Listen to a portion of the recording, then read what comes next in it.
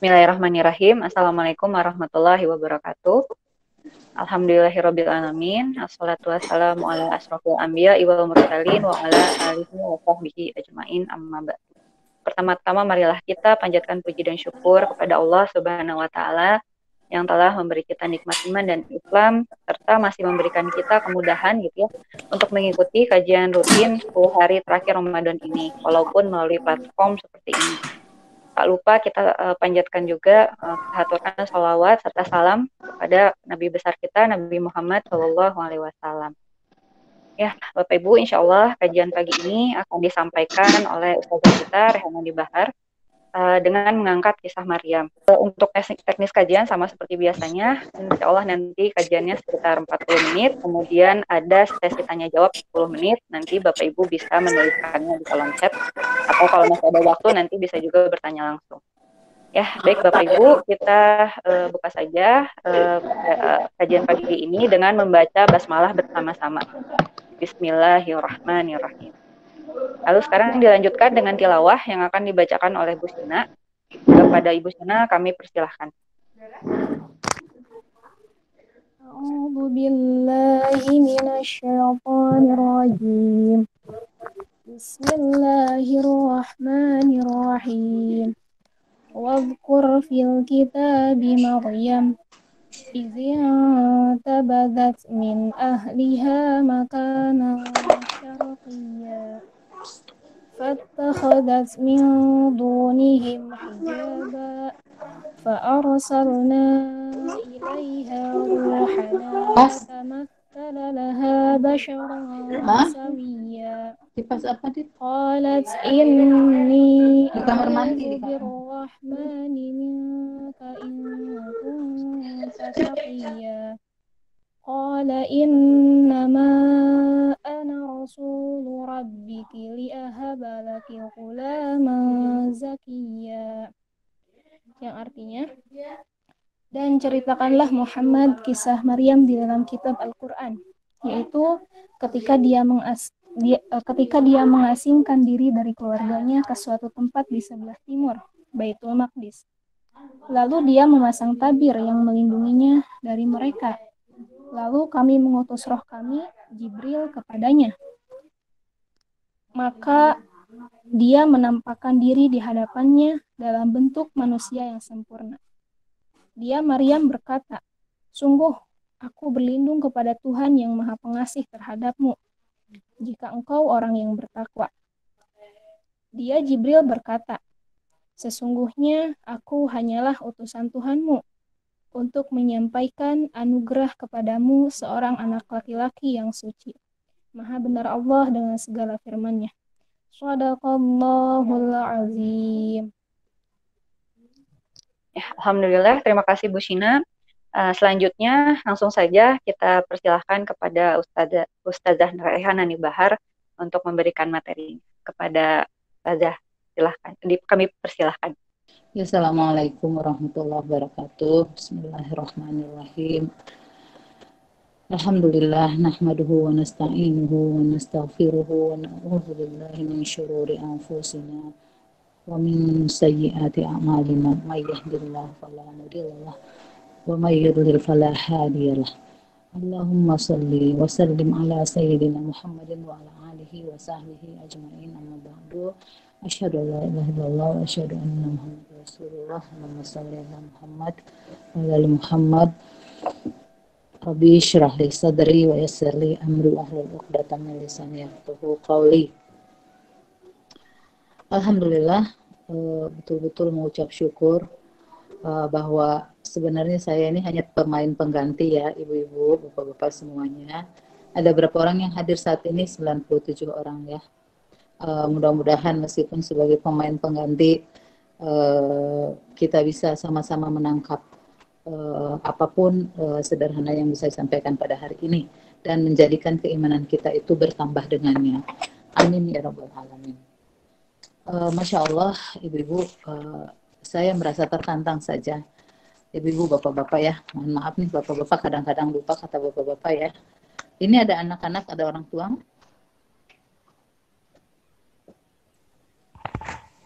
Ada Bu, Ada orang tua, ada anak-anak. ada orang tua, ada anak-anak. Ya, ibu-ibu, bapak-bapak, orang tua, siswa, cendekia muda, semoga Allah memberi rahmat yang banyak kepada Anda semuanya, dan bersama-sama kita berjalan, insya Allah saling membantu berjalan di atas jalan yang lurus, mengemudi hati kita di atas jalan yang lurus. Amin ya rabbal alamin. Dan semoga kita sampai pada ujung dari akhir perjalanan ini di suatu tempat yang terindah yang disebut sebagai surga. Amin ya rabbal alamin. Dan kajian kita pada hari ini semoga menghantar kita pada pemahaman-pemahaman atau keyakinan-keyakinan yang menguatkan keimanan kita. Karena harusnya ketika disampaikan siapakah orang yang mukmin itu, kata Allah, innamal mu'minuna alladzina idza dzukirallahu wajilat qulubuhum wa idza tuliyat 'alaihim ayatuhu zadatuhum imana. Jadi ketika disampaikan ayat-ayat Allah kepadanya bergetar hatinya, ketika dibacakan ketika mendengar nama Allah, mendengar ayat-ayat Allah bergetar nama Allah bergetar hatinya, dan ketika disampaikan ayat-ayat Allah atau dibacakan ayat Allah padanya, maka bertambah keimanannya. Kata Maryam ini, cucu saya tadi yang lewat-lewat tuh namanya Maryam. Dan saya kira dengan keutamaan Maryam ini, semoga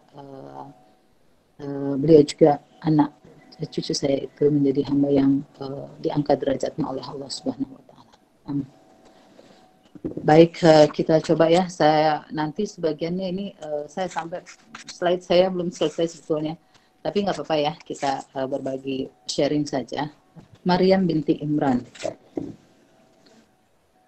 Bismillahirrahmanirrahim. Kisah Maryam binti Imran ini ada dalam Quran surah Ali Imran ayat 33 sampai 38.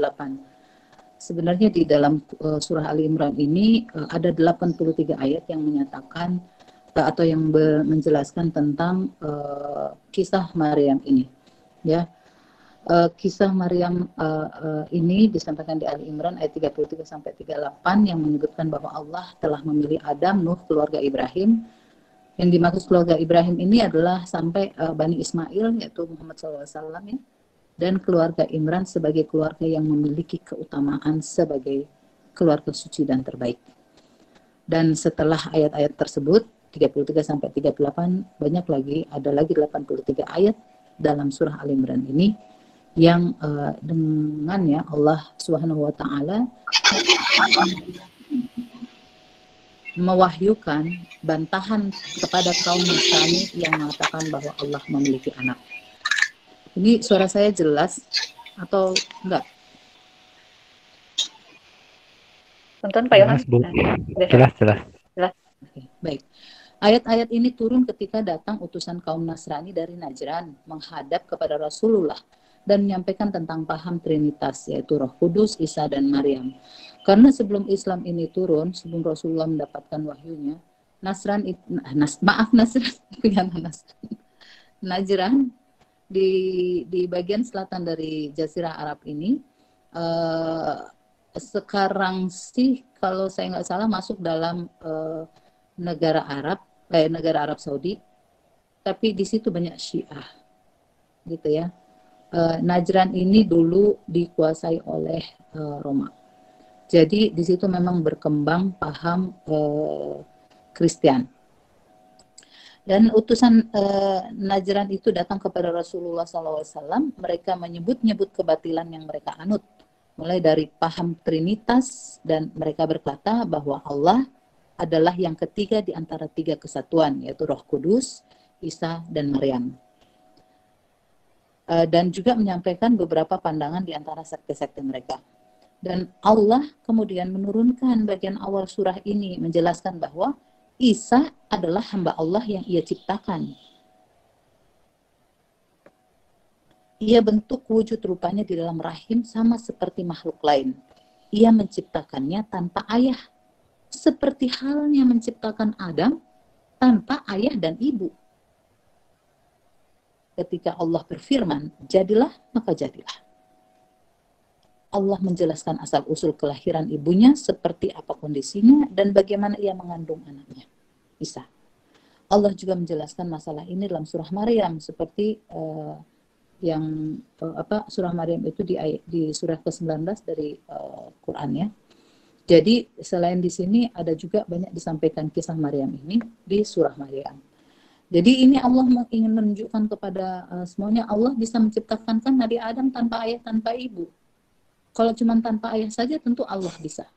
Dan inilah kemudian diambil ini sebagai kisah-kisah yang sampai kepada Rasulullah, yang itu turun sebagai wahyu. Karena Rasulullah nggak tahu apa-apa tentang hal itu.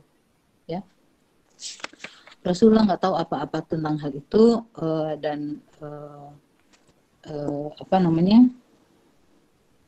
ini Rasulullah sampaikan kepada wahyu ini kemudian dibacakan kepada utusan dari Najran itu. Nah, nasabnya sebenarnya ada apa? Ada dua periwayat nasab ini, Muhammad bin Ishaq dan Abu Qasim bin Asakir.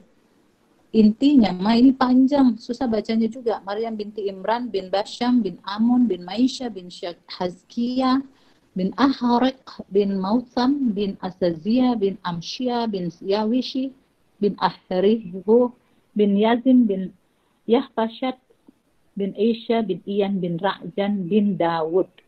Jadi yang satunya juga lebih panjang lagi, ibu-ibu, bapak-bapak bisa dibaca sendiri. Intinya mah saya sudah bold di situ. Maryam binti Imran itu adalah keturunan dari Nabi Daud alaihissalam. Ya, jadi ini keturunan Nabi Daud alaihissalam. Kita bisa lihat nasabnya itu di situ ya. Ayah Maryam ini adalah Imran, yang pada saat itu dia juga adalah orang yang soleh, menjalankan sholat Bani Israel. Ibunya Hanah binti Faqud bin Qabil, termasuk wanita ahli ibadah juga.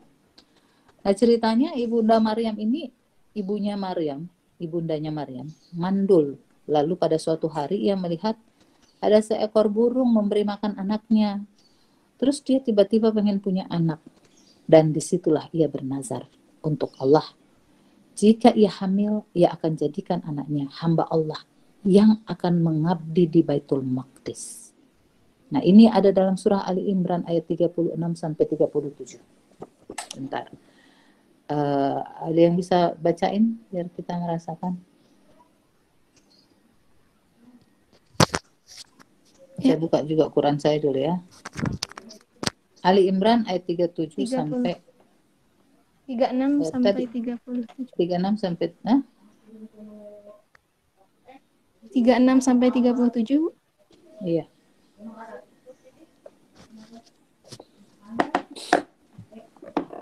A'udzu billahi minasy syaithanir rajim. Bismillahirrahmanirrahim. Falamma wada'atha qalat rabbi inni wada'tuha unsa wallahu a'lamu bima wada'at wa laysa adh-dhakaru kal unsa wa inni sammaytuha Maryam wa inni u'idzuha bika wa dhurriyyataha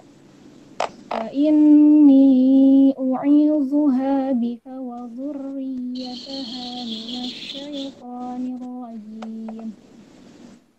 Fataqabbalaha rabbuha biqabulin hasanin wa ambataha nabatan hasanan wa kaffalaha Zakariya. كلما دخل عليها زكريا المحراب وجد عندها رزقا قال يا مريم أنى لك هذا قالت هو من عند الله إن الله يرزق من يشاء بغير حساب صدق الله العظيم. Ya, terjemahannya. Yang artinya, maka ketika melahirkannya, dia berkata, "Ya Tuhanku, aku telah melahirkan anak perempuan." padahal Allah tidak tahu apa yang dia lahirkan. Dan Lebih tahu. laki-laki tidak sama dengan perempuan. Dan aku memberinya nama Maryam. Dan aku mohon perlindunganmu untuknya dan anak cucunya dari gangguan setan yang terkutuk. Maka dia, Allah, menerimanya dengan penerimaan yang baik, membesarkannya dengan pertumbuhan yang baik, dan menyerahkan pemeliharaannya kepada Zakaria. Setiap kali Zakaria masuk menemuinya di mihrab atau kamar khusus ibadah, dia dapati makanan di sisinya. Dia berkata, "Wahai Maryam, dari mana ini engkau peroleh?" Dia Maryam menjawab, "Itu dari Allah. Sesungguhnya Allah memberi rezeki kepada siapa yang dia kehendaki tanpa perhitungan."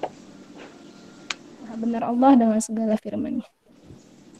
Nah, inilah ya di sini bagaimana Ibunda Maryam itu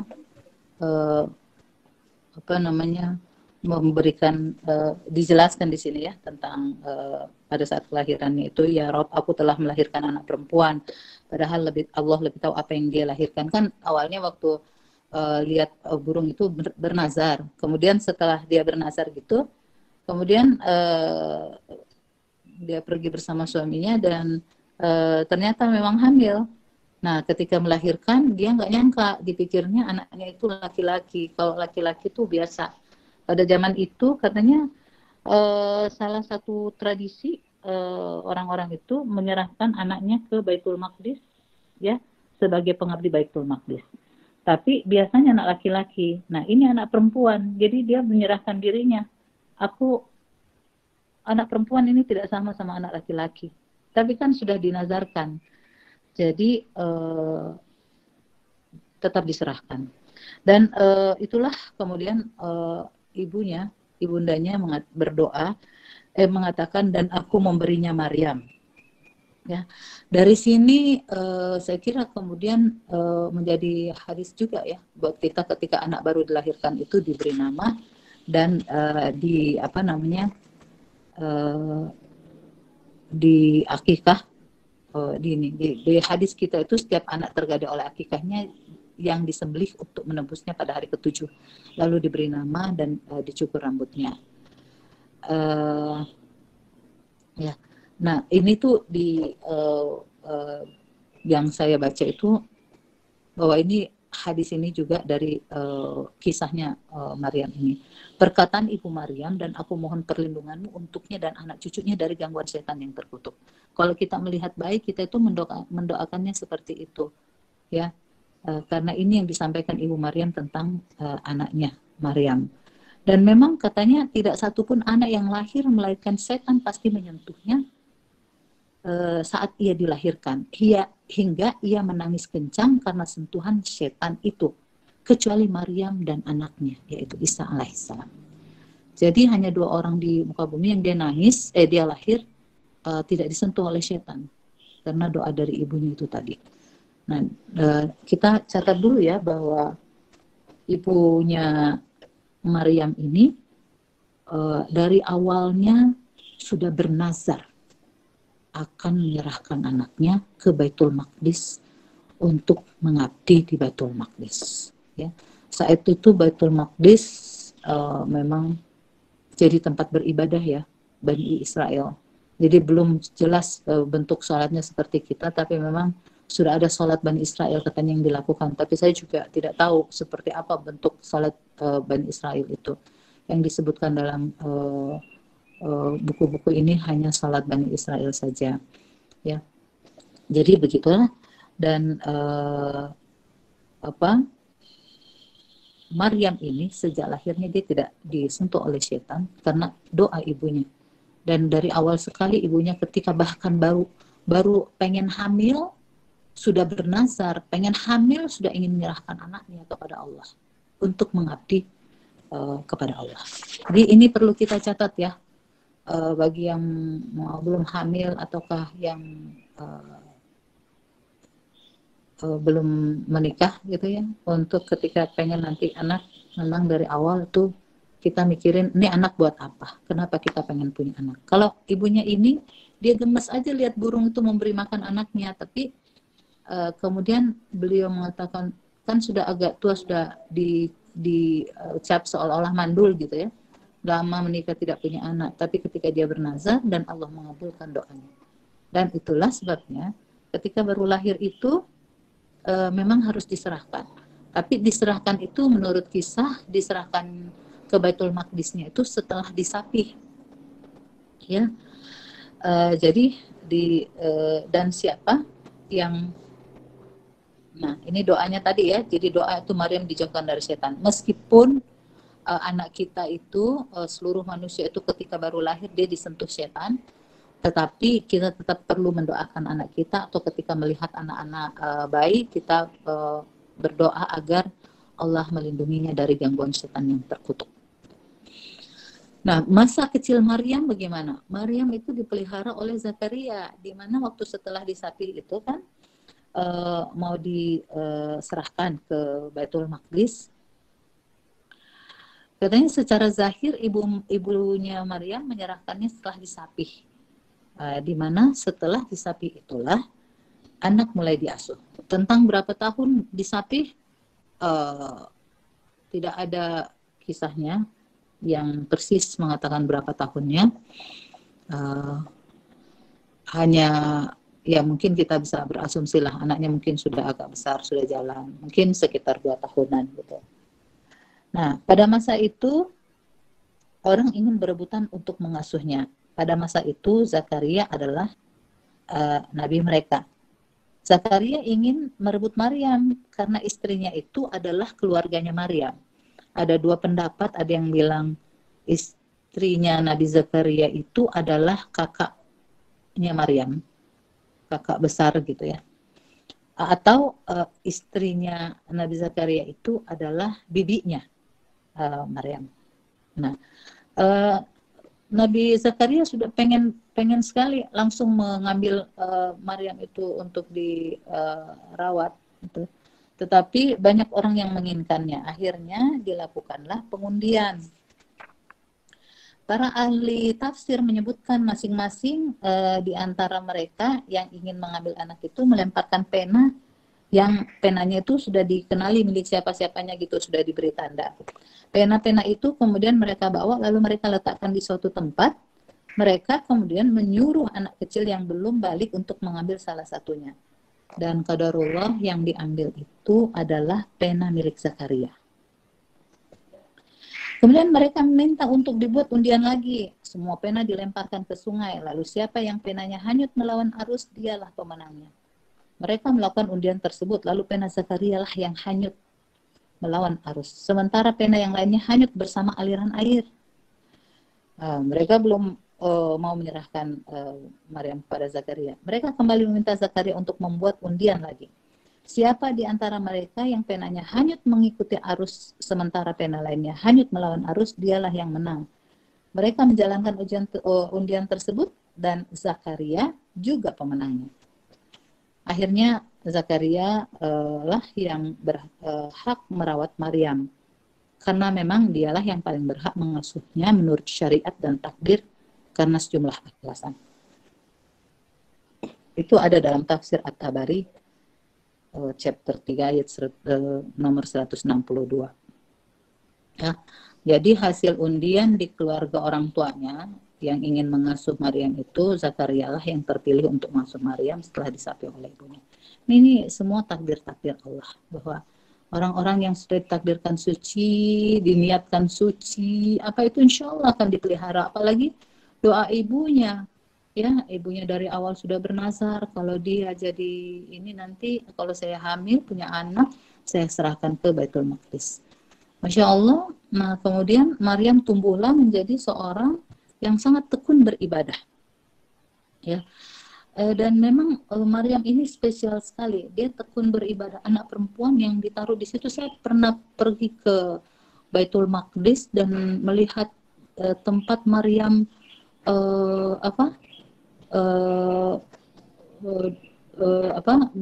berdiam diri. Sebentar.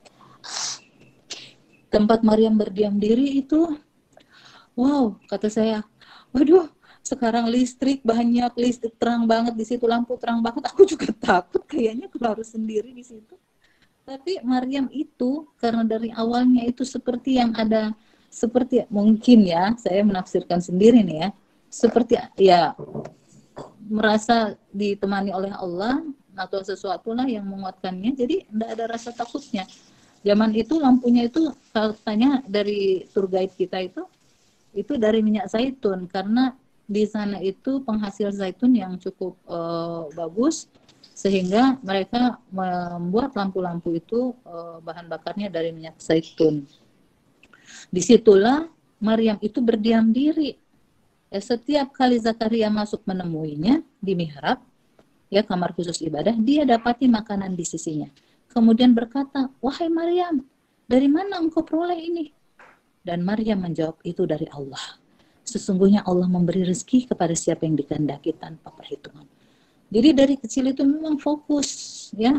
Kita nggak tahu, tidak banyak cerita tentang bagaimana sebetulnya masa kecilnya, tapi kita bayangkan saja lah, ya, bahwa seorang nabi Zakaria saat itu sudah nabi, itu yang mendidiknya tentulah kata-kata baik, tentulah sentuhan-sentuhan kasih sayang yang diberikan kepadanya. Karena Maryam itu tumbuh menjadi orang yang sangat berserah diri. Ya. Para mufassir menyebutkan Zakaria menempatkan Maryam di sebuah tempat mulia di masjid. Hanya dia saja yang memasuki tempat itu. Di sana Maryam beribadah kepada Allah dan menjalankan kewajiban mengurus masjid ketika gilirannya tiba. Jadi memang karena diniatkan untuk mengurus masjid, dia kalau dapat giliran untuk mengurus, dia mengurus masjid, kalau enggak di situ beribadah lagi. Seperti iktikaf gitu. Ia beribadah siang dan malam di sana hingga menjadi ikon ahli ibadah di kalangan Bani Israel. Kondisi-kondisi dan sifat-sifat mulianya tersebar luas. Hingga setiap kali Nabi Zakaria masuki tempat ibadahnya, ia mendapati rezeki aneh, tidak pada musimnya. Hingga mendapati buah-buahan musim panas pada saat musim dingin. Dan buah-buahan musim dingin pada saat musim panas. Jadi selalu bertanya, dari mana engkau peroleh ini? Maryam selalu jawab, itu dari Allah. Suci Allah. Nah ini dahsyatnya Maryam ini ya. Kan nanti Maryam melahirkan anak dari sesuatu. Maryam melahirkan anak tanpa suami kan. Itu lebih dahsyat lagi. Nah karena situasi begitu tuh, kemudian setelah membesarkan Maryam itu, kemudian Zakaria juga ingin memiliki anak kandung sendiri. Meski ia sudah tua, dan dia berkata, ya Robku, berilah aku keturunan yang baik dari sisimu, sesungguhnya engkau maha mendengar doa. Ali Imran ayat 38. Para mufassir menyebutkan ini, Zakaria berdoa, wahai zat yang memberi Maryam buah-buahan tidak pada musimnya, karuniakan anak padamu meski sudah tidak pada anak padaku meski sudah tidak pada waktunya. Ya kalau Allah bisa mengaruniakan Maryam buah-buahan tidak pada musimnya, buah musim panas pada musim dingin pada musim panas, mungkin atau harusnya Allah juga bisa kasih saya meskipun saya sudah tua gitu, bisa kasih saya anak, istrinya pun sudah tua. Dan benar kan, dikabulkan doa Nabi Zakaria itu dan diberi anak bernama Yahya pada saat usia mereka suami istri, Nabi Zakaria dan istrinya itu sudah tua. Dan ini adalah pelajaran tentang keimanan. Ya, ketika Zakaria melihat dengan keimanannya keajaiban-keajaiban itu, kemudian dengan persangkaan yang baik kepada Allah, meminta juga dan dikabulkan oleh Allah. Ini kita renungkan dan kita mungkin bisa menambahkan keimanan kita dengan hal ini. Dan selanjutnya Allah mengangkat derajat Maryam dengan memilih Maryam di antara wanita di masanya itu mengandung anak tanpa ayah. Wah, Allahu Akbar. Ini sangat berat sekali. Dan ingatlah ketika para malaikat berkata, wahai Maryam, sesungguhnya Allah telah memilihmu, menyucikanmu, dan melebihkanmu di atas segala perempuan di seluruh alam pada masa itu. Wahai Maryam, tidak ada tulisan pada masa itu ya. Ini mufasir menerjemahkan pada masa itu. Wahai Maryam, taatilah Rabbmu, sujud dan rukuklah bersama orang-orang yang rukuk. Itulah sebagian dari berita-berita gaib yang kami wahyukan kepadamu Muhammad. Padahal engkau tidak bersama mereka ketika mereka melemparkan pena mereka untuk mengundi siapa di antara mereka yang akan memelihara Maryam. Dan engkau pun tidak bersama mereka ketika mereka bertengkar. Jadi ini Muhammad, Masya Allah, Allahu Akbar. Nabi kita Muhammad Sallallahu Alaihi Wasallam disampaikan seluruh ayat-ayat ini untuk meneguhkan bahwa seluruh Quran ini adalah kebenaran. Dan seluruh Quran ini tidak lain hanyalah harus diimani. Dan harus menjadi tadi katanya kaum siapa itu mukminin, yaitu orang-orang yang ketika dibacakan ayat Allah kepadanya maka bertambah imannya, ya. Wa idza tuliyat ayatuhu zadathum iman, bertambah dengannya keimanannya. Wa ilallahi wa ila rabbikum yatawakkalun. Ya, dan kepada Tuhannya lah mereka bertawakal. Ini ayat-ayat ini menjelaskan nih Muhammad ceritanya kayak gini. Mana Muhammad kita ketahui sebagai kaum ummi yang tidak bisa baca dan tulis. Dan disampaikan dilanjutkan, ingatlah ketika para malaikat berkata, wahai Maryam, sesungguhnya Allah menyampaikan kabar gembira kepadamu tentang sebuah kalimat atau firman darinya, yaitu seorang putra namanya Al-Masih Isa putra Maryam. Seorang terkemuka di dunia dan di akhirat, dan termasuk orang-orang yang didekatkan Allah, dan dia berbicara dengan manusia sewaktu dalam buayan, dan ketika sudah dewasa, dan dia termasuk di antara orang-orang saleh. Maryam berkata, ya Robku, bagaimana mungkin aku akan mempunyai anak, padahal tidak ada seorang laki-laki pun yang menyentuhku. Kemudian Allah berfirman, demikianlah Allah menciptakan apa yang Dia kehendaki. Bapak, Ibu, anak-anakku sekalian, ini pelajaran keimanan. Bahwa kisah-kisah ini disampaikan kepada kita supaya bertambah keimanan kita. Allah bisa aja kalau Allah mau. Karenanya kemarin waktu pengajian Abu Takeru, seluruh keputusan Allah itu tidak bisa dipertanyakan. Allah itu tidak boleh dipertanyakan. Nah inilah, karena Allah itu terlalu amat maha kuasa, Allah itu terlalu amat sangat besar gitu. Ya sampai permasalahan utama dalam keimanan ini adalah karena orang tidak yakin kalau tidak lihat Allah itu. Sementara ukuran keimanan kita dalam Islam adalah kalau kita bisa mengimani itu tanpa kita melihatnya. Kan Al-Baqarah di awal-awal itu kan, Zalikal kitabul la raiba hudal lil muttaqin, siapa orang muttaqin, alladzina yu'minuna bil ghaibi wa yuqimunas shalah. Ya, siapa orang yang bertakwa itu arti orang yang beriman kepada yang gaib. Ya, Allah itu gaib, tidak kelihatan, justru disitulah ujian keimanan kita.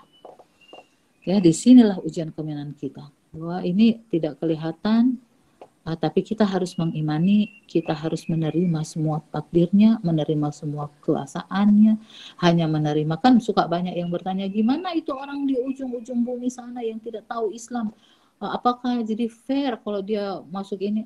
Itu urusan Allah, bukan urusan kita. Kan Allah, kalau kita yang perlu sekarang adalah ayat-ayat ini sampai kepada kita, bagaimana kita bersikap seperti tadi, mengimaninya dan menambah keimanan kita. Tadi sudah disampaikan bahwa demikianlah Allah menciptakan apa yang Dia kehendaki. Dan kemudian dilanjutkan lagi, dan aku menyembuhkan orang yang buta sejak lahir. Ini Isa bilang, ya, Isa alaihissalam, aku menyembuhkan orang yang buta sejak dari lahir dan orang yang berpenyakit kusta, dan aku menghidupkan orang yang mati dengan izin Allah, dan aku beritahukan kepadamu apa yang kamu makan dan apa yang kamu simpan di rumahmu. Sesungguhnya pada yang demikian itu terdapat suatu tanda kebesaran, tanda kerasulanku bagimu jika kamu orang yang beriman. Dan sebagai seorang yang membenarkan Taurat yang datang sebelumku, dan agar aku menghalalkan bagi kamu sebagian dari yang telah diharamkan untukmu. Ini semua ayat-ayat ini di Ali Imran ayat 42. Ini kisahnya itu Ali Imran ayat 42 sampai 51 yang saya baca ini tadi ya. Jadi Allah menyebutkan, para malaikat menyampaikan kabar gembira kepada Maryam bahwa Allah memilihnya di antara para wanita di masanya. Allah memilih Maryam untuk menciptakan anak darinya tanpa ayah. Ya, para malaikat menyampaikan kabar gembira kepadanya bahwa kelak anaknya akan menjadi seorang nabi yang mulia. Nah, ini disampaikan semua. Dan ini kisah ini disampaikan kepada Rasulullah. Jadi ibu, bapak-bapak sekali, bapak-bapak dan anak-anak rahimakumullah, kita belajar sirah nabawiyah ya untuk menguatkan lagi keyakinan kita tentang ini. Ini semua ayat-ayat Quran ini sungguh sudah harusnya menjadikan kita menjadikan iman kita menguat. Ditambah lagi kalau kita belajar sirah nabawiyah itu kan kita mempelajari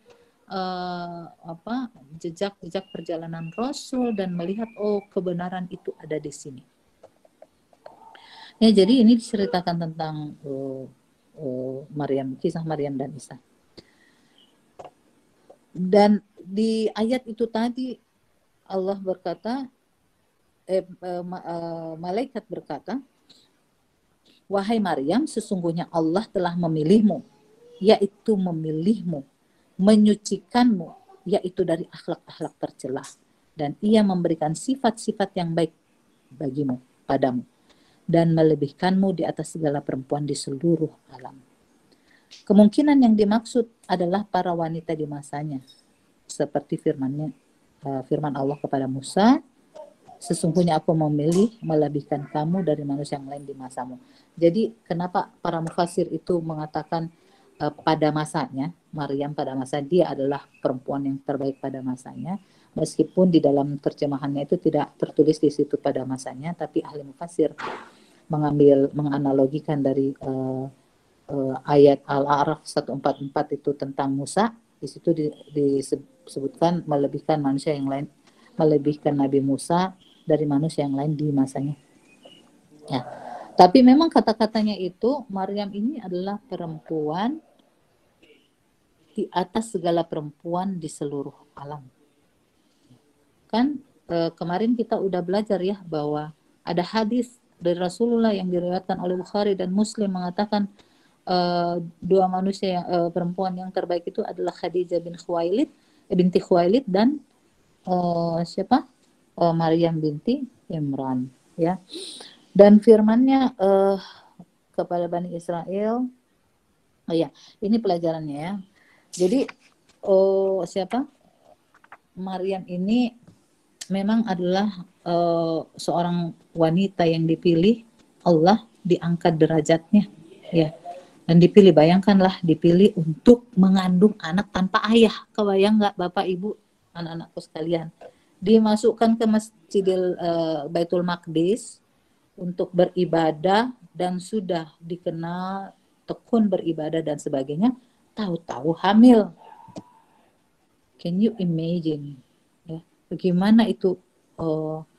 Bagaimana seorang Maryam ini menerima kenyataan ini, dan di sisi Maryamnya meyakini bahwa ini semua karena Allah, tapi masyarakatnya di luar itu tidak percaya bahwa itu bisa terjadi. Jadi fitnah setelah itu dong. Ya. Kenapa Maryam bisa hamil sementara dia tidak punya suami? Ya. Memang tadi Maryam itu adalah perempuan terbaik ya, dan Khadijah juga. Katanya mungkin seandainya bisa diangkat jadi nabi, tapi tidak ada nabi itu, jadi tidak ada nabi perempuan. Gitu. Nah, apa keutamaan ibunda Maryam? Maksudnya Maryam.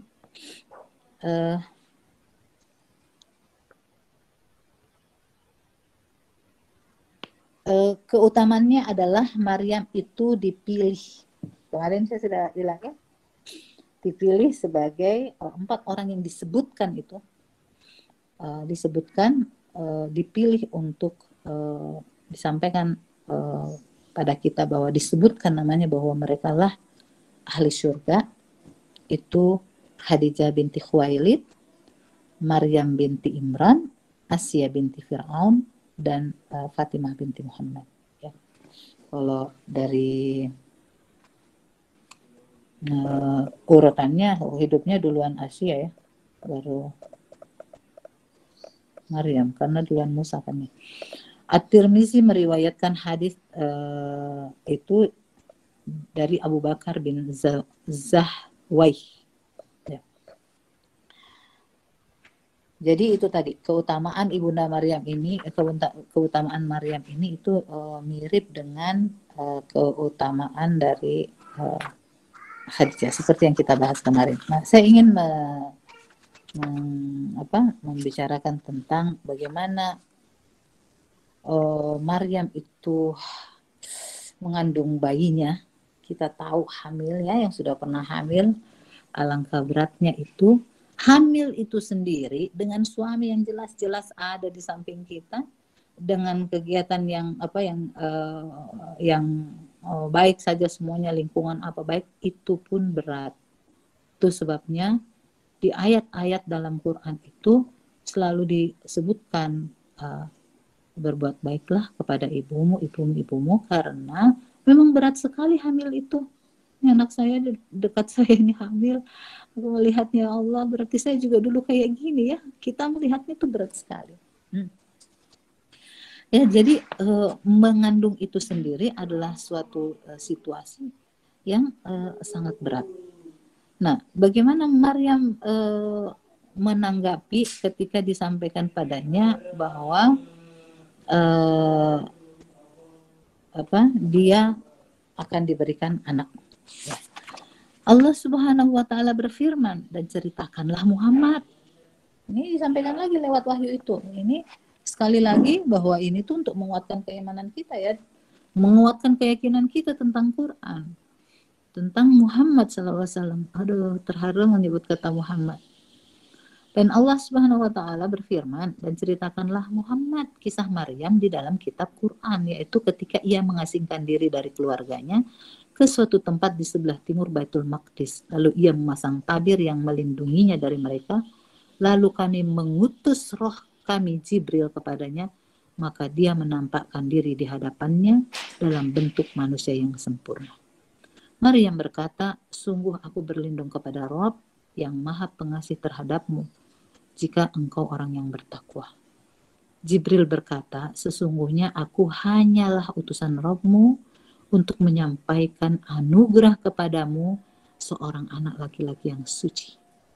Lalu Maryam berkata, bagaimana mungkin aku mempunyai anak laki-laki padahal tidak pernah ada seorang laki-laki pun yang menyentuhku, dan aku bukanlah seorang pezina. Jibril berkata, demikianlah Rabbmu berfirman, hal itu mudah bagiku. Kata Allah, hal itu mudah bagiku. Dan agar kami menjadikannya suatu tanda kebesaran Allah bagi manusia, sebagai rahmat dari kami, dan hal itu adalah suatu urusan yang sudah diputuskan. Maka Maryam mengandunglah, lalu dia mengasingkan diri dengan kandungannya itu ke tempat yang jauh. Kenapa? Karena sungguh sangat berat, Ibu, Bapak. Kalau saya nggak salah itu usianya sekitar ya wanita muda lah gitu ya. Hamil sendiri, terus nggak bisa tanggung bagaimana ini, nggak ada suaminya gitu. Itu alangkah sedihnya di sini waktu dulu ya bikin skenario one message ketika harus menuliskan kisahnya Nabi Isa itu. Ya benar, saya membayangkan situasi Maryam itu sungguh sangat berat. Dan orang-orang yang diberi ujian sangat berat ini memang ketika dia memang adalah orang-orang yang taat kepada Allah, maka mereka diangkat derajatnya. Ya, jadi setelah mengasingkan dirinya itu, sampai waktu melahirkannya, rasa sakit akan melahirkan memaksanya bersandar pada pangkal pohon kurma. Maryam berkata, wahai, lebih baik aku mati sebelum ini, dan aku menjadi seorang yang tidak diperhatikan dan dilupakan. Seperti gini loh Bu, Pak, pengen tenggelam aja, pengen mati aja, aku gak mau tahu lagi gimana nanti harus mempertanggungjawabkan ini gitu. Sementara alangkah susahnya meyakinkan orang bahwa benar-benar gak ada lelaki yang menyentuhku gitu. Ini berat sekali ibu-ibu, bapak-bapak, anak-anakku sekalian. Dan tapi Allah memberi kekuatan kepada Maryam. Maka pada saat itu Jibril berseru kepadanya dari tempat yang rendah, janganlah kau bersedih hati. Sesungguhnya Rabbmu telah menjadikan anak sungai di bawahmu. Dan goyangkanlah pangkal pohon kurma itu ke arahmu. Niscaya pohon itu akan menggugurkan buah kurma yang masak kepadamu. Makanya ini katanya ya, hasil penelitian itu ya, yang kurma itu bikin lebih mudah orang melahirkan. Itu hasil penelitian. Kayaknya. Nah ini anak-anak ini yang lagi hamil sekarang ini makan kurma karena ini cerita tentang kisahnya Maryam. Karena Jibril saat itu bilang, makanlah dan minumlah dan bersenang hatilah engkau. Jika engkau melihat seseorang, maka katakanlah, sesungguhnya aku telah bernazar berpuasa untuk Rabb yang Maha Pengasih. Maka aku tidak akan berbicara dengan siapapun pada hari ini. Ya, kemudian dengan kita tahu beliau hanya menggoyang-goyangkan itu, jatuh itu buah-buah kurma, dia memakan buah kurma itu, dan itulah mudah baginya untuk melahirkan. Setelah melahirkan itu, Maryam membawa bayi itu kepada kaumnya dengan menggendongnya. Nah, disinilah bagaimana kaumnya itu bilang, wow. Coba Bapak Ibu semuanya yang hadir di sini itu membayangkan gimana Maryam datang menggendong, mana bapaknya? Nggak ada. Terus gimana kamu bisa hamil? Nggak tahu, kata Allah. Oh, nonsens lah. Orang nggak akan ada yang percaya. Orang kaumnya itu nggak ada yang percaya. Mereka berkata, wahai Maryam, sungguh engkau telah membawa sesuatu yang sangat mungkar. Wahai saudara perempuan Harun, ayahmu bukan seorang yang buruk perangai dan ibumu bukan seorang yang perempuan pezina. Terus akhirnya Maryam kan sudah tidak bisa berkata-kata. Akhirnya dia menunjuk ke anaknya. Mereka berkata, bagaimana kami akan berbicara dengan anak kecil yang masih dalam ayunan? Maryam bilang, tanya aja ini, seolah gitu ya. Dan begitulah mukjizat terjadi. Isa, bayi itu berkata, sesungguhnya aku hamba Allah.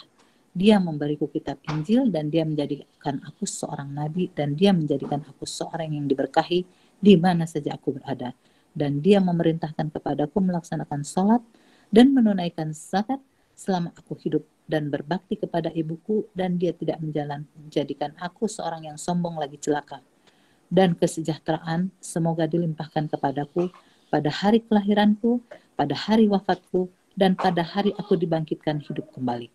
Nah ini ibu-ibu, bapak-bapak rahimakumullah, anak-anak, kalau kita baca Quran itu kita baca per katanya itu ya. Nih, dia memerintahkan kepadaku agar melaksanakan sholat, menunaikan zakat, berbakti kepada ibuku. Dia tidak menjadikan aku seorang yang sombong lagi celaka. Ini poin-poin yang kita at least harus miliki. Oh, kita harus mendirikan zakat, sholat, membayar zakat, gitu ya. Dan berbakti, tidak boleh sombong, kayak gitu. Nah ini setiap ayat yang kita baca itu kita masukkan, oh ini disuruh juga ini begini ya. Itulah Isa putra Maryam yang mengatakan perkataan yang benar yang mereka ragukan kebenarannya. Nah, jadi saat itu Maryam itu sembari yang sangat takut banget. Beliau akhirnya berjalan saja, udah mau gimana lagi kalau sendiri membesarkan anak ini, bingung juga. Akhirnya dia bawalah bayi itu ke kaumnya dan begitulah kaumnya dinai dia. Dan tetapi kemudian diselamatkan oleh kata Isa, bayi Isa saat itu.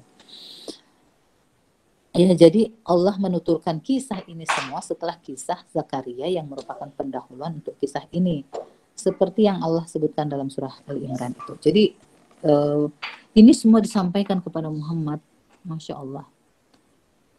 Nah,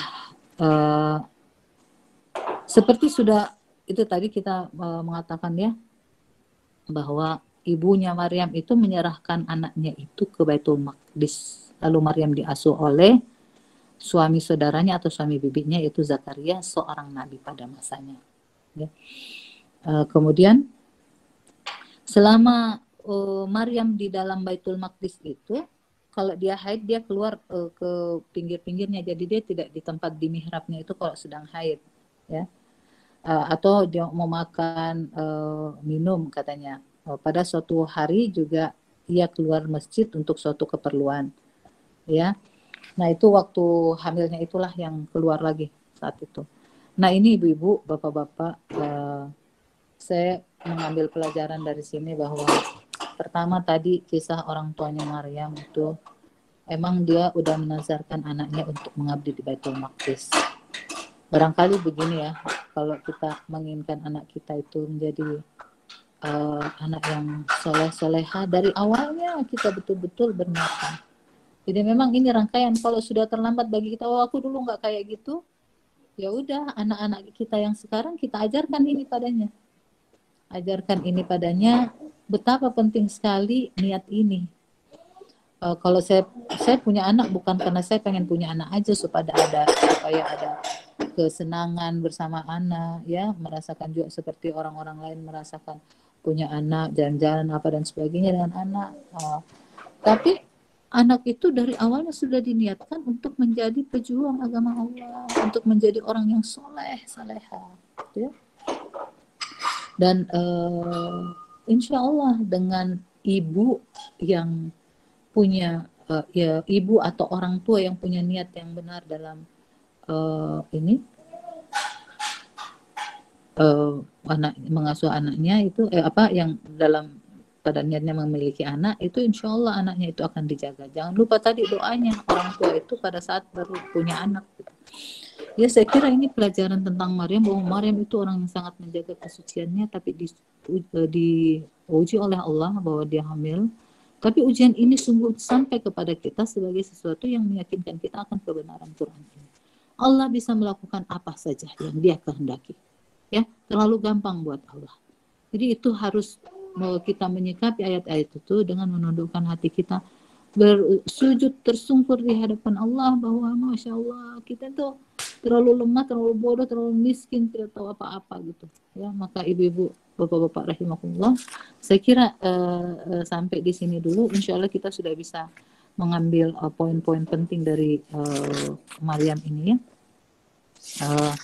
Kisah sedikit, ada kisah Nabi Zakaria dan juga Nabi Isa. Itu semua disampaikan di dalam Quran. Kira begitu Bu Dira, aku lupa hasil astagfirullah. Assalamualaikum warahmatullahi wabarakatuh. Sudah 10.04 kan. Waalaikumsalam warahmatullahi wabarakatuh. Ya, Masya Allah. Alhamdulillah, jazakillah Ibu. Baiklah Bapak Ibu dan anak-anak, sekarang kita masuk ke sesi tanya jawab. Bagi yang akan bertanya, dipersilahkan menuliskan di kolom chat, atau kalau mau langsung mangga, karena sampai saat ini belum ada yang bertanya di kolom chat. Ya. Maka bagi yang bertanya dipersilahkan. Kalau bisa jam 10.30 selesai, karena saya ada kelas sama Bu Desi ya. Oh ya Bu, berarti 5 menit aja ya. Iya. Iya Bu, ada jadwal Bu Desi. Mangga Bapak Ibu dan anak-anak kalau ada yang mau bertanya, langsung saja sepertinya ada Bu Desi ya di sini. Bu Des. Tadi mah ada Bu Desi. Ada. Masih di rumah. Iya, segera berangkat aja tuh. Iya, bentar. Iya, Bu. Iya. Nah, Ibu, ini ada yang bertanya dari Pak Ramdan ya. Seperti apakah pendidikan Zakaria kepada Maryam sehingga ia menjadi perempuan yang sangat istimewa? Mangga Bu Nani. Memang tidak dijelaskan secara detail sekali ya, ataukah saya belum menemukannya, tapi tidak ada di Quran penjelasan secara detail sekali tentang bagaimana Zakaria memperlakukan memperlakukan Maryam. Tapi kita bisa bayangkan Zakaria itu sudah tua, ya, sudah tua ini tuh, bukan masih muda, sudah tua. Terus posisi beliau adalah seorang nabi. Ya, nabi berarti kan beliau adalah seorang yang sangat utama gitu ya. Punya karakter kepribadian yang sangat baik, lembut dan sebagainya, ya. Dan kemudian beliau yang mendidik Maryam, dan hasil didikannya itu menjadikan Maryam itu lembut hatinya, mudah menerima kebenaran. Maka bayangkanlah apa yang dilakukan oleh Nabi Zakaria.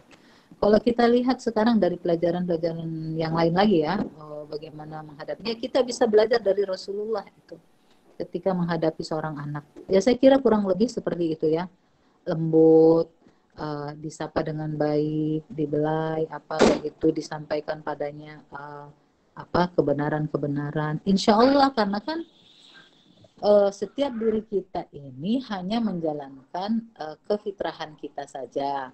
Allah sudah masukkan di dalam setiap diri kita itu sesuatu yang namanya fitrah. Bagian dari fitrah itu adalah menerima kebenaran. Jadi kalau kita nggak menerima kebenaran itu, kita keluar dari fitrah. Itu menurut saya ya. Harusnya orang bisa menerima. Jadi pada dasarnya kita itu halus. Nah, kalau kita dibesarkan oleh situasi yang kurang baik, orang-orang yang memang berada di kegiatan-kegiatan atau hal-hal yang tidak disukai oleh Allah, maka dia akan tumbuh juga seperti itu. Itu kira-kira seperti itu. Arya bertanya, Bu, kenapa Maryam hamil tanpa suami? Itu yang Allah kehendaki. Kenapa Allah bikin Maryam hamil tanpa suami? Karena Allah ingin ngasih tahu kepada semuanya. Allah bisa kok bikin apa aja. Kan Nabi Adam juga nggak ada ayah, nggak ada ibunya. Tiba-tiba ada Nabi Adam. Tuh gimana? Itu lebih susah lagi, nggak ada ibu, nggak ada bapaknya. Kalau Nabi Isa mah ada ibunya, cuman nggak ada bapaknya. Jadi Allah bilang, Allah bisa menjadikan manusia itu tanpa ayah, tanpa ibu, ada manusia.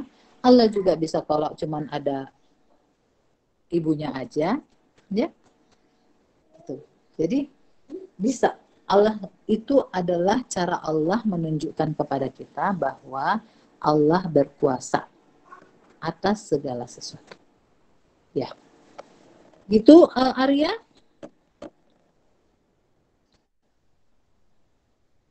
Ya, Bu. Oke. Ada satu lagi Bu, ini dari Wafi. Wafi kelas heksagon ya. Nabi Zakaria siapanya kelas heksagon, Bu? Ya, jadi dua pendapat Nabi Zakaria ini, katanya itu ada yang mengatakan beliau itu adalah suaminya kakaknya Maryam. Ada juga yang bilang, ada ini perawi lain yang bilang Nabi Zakaria itu adalah suaminya bibinya. Kalau yang Bu Nani sering dengar itu suami bibinya, jadi pamannya. Nabi Zakaria itu pamannya Maryam. Tapi ada yang bilang itu kakaknya, suami kakaknya.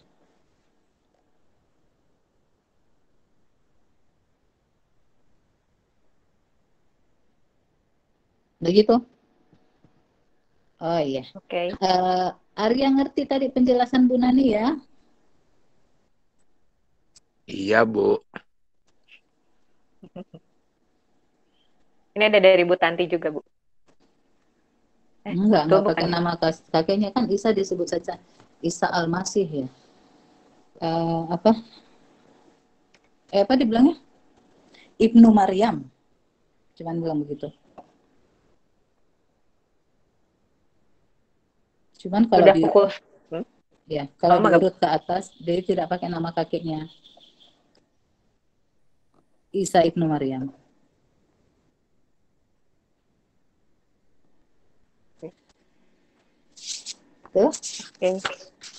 Oke, Bu, jazakillah. Terima kasih dari Wafi. Ini satu pertanyaan lagi ya, Bu, atau sudah? Rizky ini ya, terakhir ini ya. Iya, terakhir. Menurut Ibu, apa yang kurang dalam menyambung dari kisah perempuan-perempuan hebat dari Siti Khadijah dan Siti Maryam? Siti ini sebetulnya nggak ada ya. Kita aja yang bilang Siti. Siti Khadijah dan Siti Maryam, menurut Ibu, apa yang kurang dalam pendidikan bagi seorang muslimah saat ini?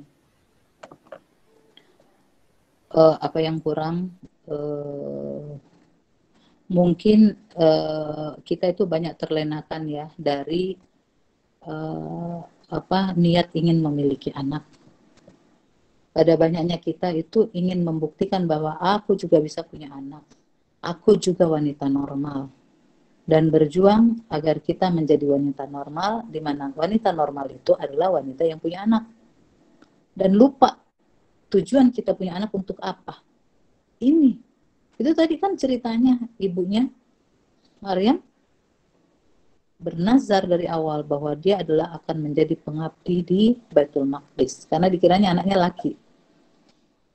Pasti saya mungkin gini, ya kayaknya aku bakal punya anak satu nih gitu, karena kan sudah lama mandul. Ya biasanya gitu ya, karena saya juga waktu pertama kali hamil pikirannya anak saya yang pertama laki, nggak kepikiran perempuan. Ternyata perempuan. Gitu ya. Jadi niatnya gitu loh, Pak. Barangkali ini mah dari saya ya, karena saya jarang sih mendengar semua sibuk bahwa setelah punya anak itu kan senang-senang dengan anak, lucu-lucu bayi itu gitu kan. Tapi orang lupa meniatkan anak itu untuk apa. Dan ini adalah modal. Padahal ini adalah modal yang sangat mendasar untuk kita punya anak yang soleh-soleha. Dari awal kita niatkan bahwa anak kita harus lebih baik dari kita, dia lebih soleh-soleha, gitu. Itu menurut saya. Ya. Sudah cukup ya Pak Rizky? Ya, mungkin sudah 10 lebih 32, kita tutup saja ya Bu ya. Siap. Oke. Ya, mari kita tutup ya Bapak Ibu. Terima kasih kepada Bapak Ibu dan anak-anak semua yang sudah mengikuti kajian ini. Dan terima kasih juga jazakillah khair untuk Ibu Nani yang sudah membagikan ilmunya kepada kita semua. Semoga apa yang telah disampaikan dan dibahas pada kajian ini dapat kita implementasikan hikmahnya dalam kehidupan kita sehari-hari. Yang terpenting itu adalah semoga dengan kita memahami dan merenungi kisah Maryam ini, maka keimanan kita semakin bertambah gitu ya. Ya, baiklah Bapak Ibu dan anak-anak, marilah kita tutup kajian ini dengan membaca hamdalah bersama-sama. Alhamdulillahirabbil alamin. Istighfar. Astagfirullah. Dan doa penutup majelis. Subhanallahumma wa bihamdika asyhadu an la ilaha illa anta astaghfiruka wa atubu ilaik. Ya, jazakumullah khairan katsiran semuanya. Wabillahi taufiq wal hidayah. Wassalamualaikum warahmatullahi wabarakatuh. Waalaikumsalam warahmatullahi wabarakatuh. Ya, terima kasih Bapak Ibu. Nanti malam kita hadir kembali di kajian online dengan tema Perang Badar bersama Ustazah Yuyu.